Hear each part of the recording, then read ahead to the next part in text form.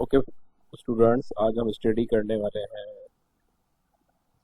Urine formation या regulatory function of kidney.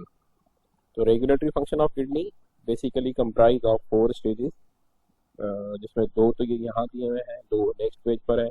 एक है ग्लोमेरुलर फिल्ट्रेशन, दूसरा है सेलेक्टिव रीअब्जॉर्प्शन, तीसरा है ट्यूबुलर सिक्रीशन और fourth one is a counter current exchange. Glomerular filtration क्या होता है?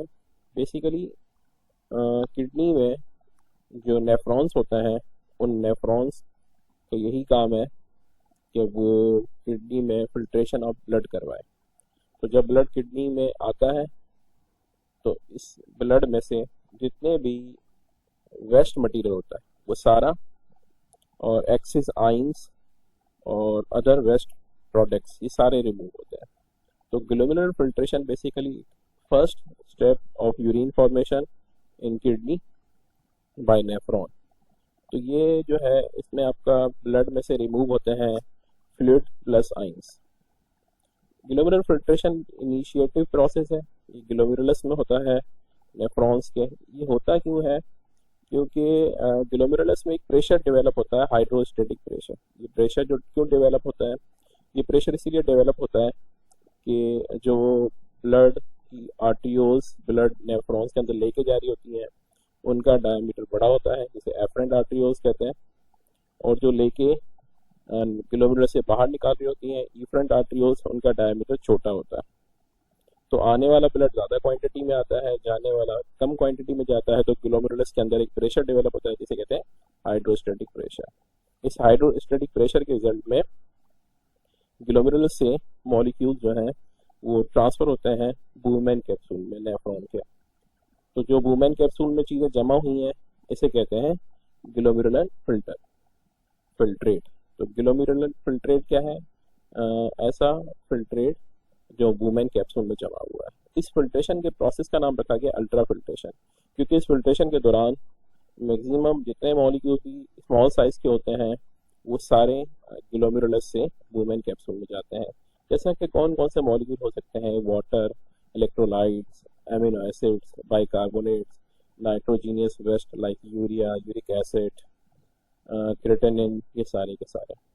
अच्छा जी, तो ग्लोमेरुलर में एक फिल्ट्रेशन रेट बन जाता है जो हाइड्रोस्टेटिक प्रेशर की वजह से होता है। ये इसे कहते हैं glomerular filtration rate. Glomerular filtration rate जो है ये वेरी करता रहता है इनटेक ऑफ फ्लूइड, जो पानी कितनी क्वांटिटी में पिया, इस हिसाब से ये रेट मेंटेन होता है। नॉर्मली हमारी किडनी जो है 180 लीटर जो है ब्लड रिसीव करती है ड्यूरिंग सर्कुलेशन इन 24 आवर्स, और रिजल्ट में about to 2.5 litre urine formation करती है। These are the key points, the first step of glomerular filtration. The second step is selective reabsorption.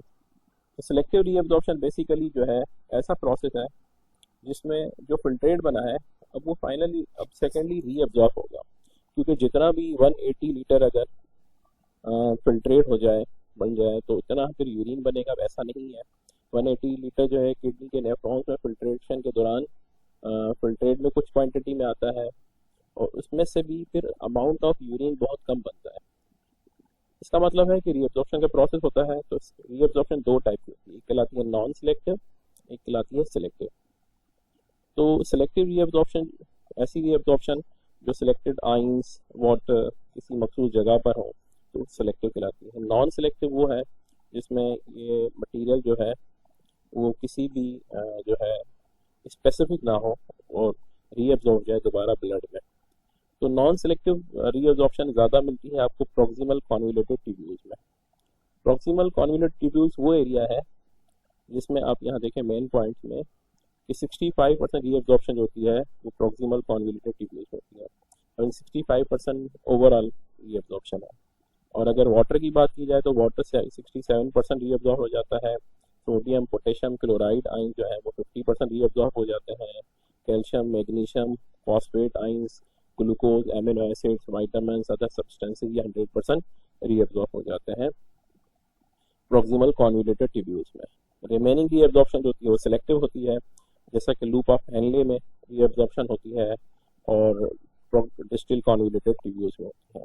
तो डिस्टिल कॉन्वोल्यूटेड ट्यूब्यूल्स में जो reabsorption होती है वो जो है ये आपके सोडियम की जो होती है वो होती है हार्मोन्स एल्डोस्टेरोन। ये हार्मोन प्रोड्यूस होता है एड्रिनल ग्लैंड से। इसका काम है सोडियम की रीअब्जॉर्प्शन करवाना नेफ्रॉन के डिस्टिल कॉन्वोल्यूटेड ट्यूब्यूल से टुवर्ड दी ब्लड। और एंटी डायूरेटिक हार्मोन, ये वो हार्मोन है जो वाटर की रीअब्जॉर्प्शन करवाता है डिस्टिल कॉन्वोल्यूटेड ट्यूब्यूल्स में। तो ये सारी रीअब्जॉर्प्शन का प्रोसेस है जो कुछ रीअब्जॉर्प्शन हार्मोन्स की मदद से होती है और कुछ रीअब्जॉर्प्शन एक्टिव और पैसिव ट्रांसपोर्ट की मदद से होती है। जैसे वाटर पैसिवली रीअब्जॉर्ब हो जाता है, सोडियम आइंस, ग्लूकोज आइंस ये एक्टिवली रीअब्जॉर्ब होते हैं एक्टिव ट्रांसपोर्ट से। तो ये रीअब्जॉर्प्शन के प्रोसेस कुछ जगहों पे सिलेक्टिव चल रहा होता है, कुछ जगहों पे नॉन सिलेक्टिव रीअब्जॉर्प्शन होती है। रीअब्जॉर्प्शन के बाद नेक्स्ट हमारा जो हेडिंग है वो है tubular secretion. Tubular secretion basically क्या होता है, ये पैरेलल प्रोसेस चल रहा होता है कि अगर अल्ट्रा फिल्ट्रेशन के दौरान कुछ ऐसी चीज़ें जो ब्लड में पाई गई हैं एक्सेस अमाउंट में है या नाइट्रोजीनियस वेस्ट है तो उन्हें ट्यूबुलर सीक्रेशन के प्रोसेस के दौरान फिल्ट्रेट में मूव करवा दिया जाता है। तो ऐसे जो है स्किप ड्यूरिंग अल्ट्रा फिल्ट्रेशन बच गए हैं वो मूव करते हैं सर्टेन सब्सटेंसेस टू फिल्ट्रेट। कहाँ कहाँ पर करते हैं, proximal convoluted tubule, distal convoluted. कहाँ से करते हैं, ब्लड प्लाज्मा से करते हैं।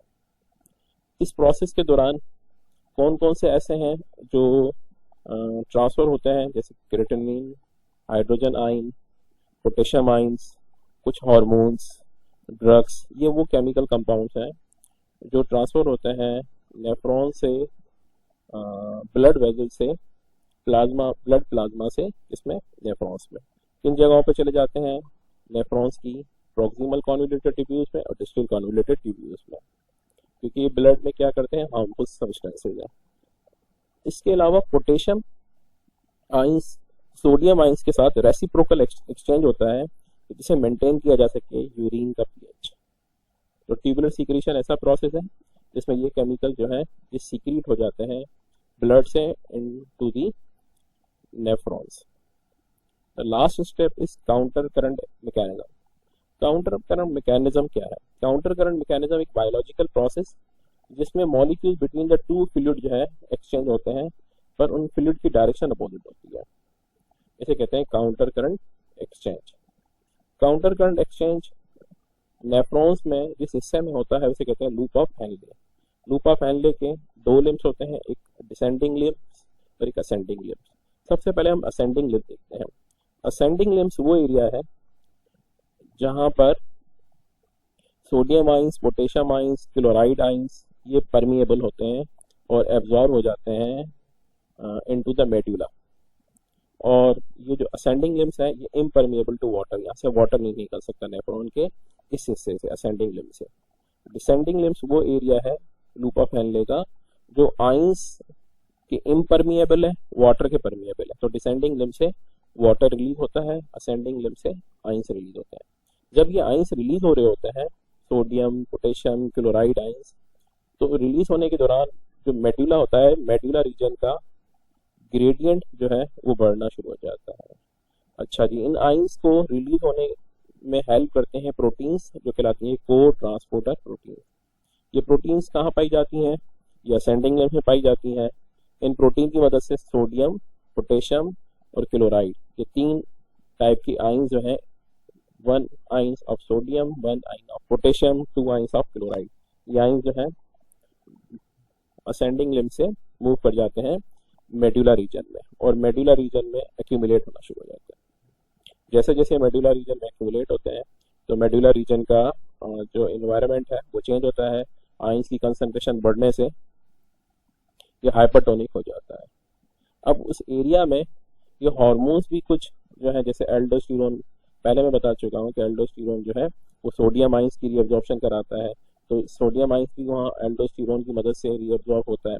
उस एरिया का मेडुला रीजन का जो कंसंट्रेशन ग्रेडियंट है उसमें चेंज आता है, हाइपरटोनिक हो जाता है। जब इसी वजह से जो डिसेंडिंग लिम्स है, इस डिसेंडिंग लिम्स से वाटर रिलीज होना स्टार्ट होता है मेडुला रीजन में और एब्जॉर्ब हो जाता है ब्लड में। तो रीअब्जॉर्प्शन ऑफ जो वाटर हुई है वो इन आइंस की मदद से हुई है, इसे कहते हैं काउंटर करंट मल्टीप्लायर।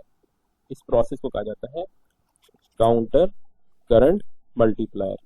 ऐसा प्रोसेस जिसमें ये आइंस वाटर की रीअब्जॉर्प्शन में हेल्प कर रहे हैं। सबसे पहले ये आइंस मेडुला रीजन में रीअब्जॉर्ब हुए, जिसकी वजह से डिसेंडिंग लिम्ब से वाटर रिलीज हुआ मेडुला रीजन में और वो ब्लड में जाके एब्जॉर्ब हो गया। इसे कहते हैं counter current multiplier. Counter current exchange का एक दूसरा मैकेनिज्म भी पैरेलल चल रहा होता है, जिसे कहते हैं काउंटर करंट बाय वेज़र-एक्टा। इस वेज़र-एक्टा प्रोसेस के दौरान जो लूप ऑफ हेनले होता है, लूप ऑफ हेनले में like that, loop of Henle जो है, इस लूप ऑफ हेनले,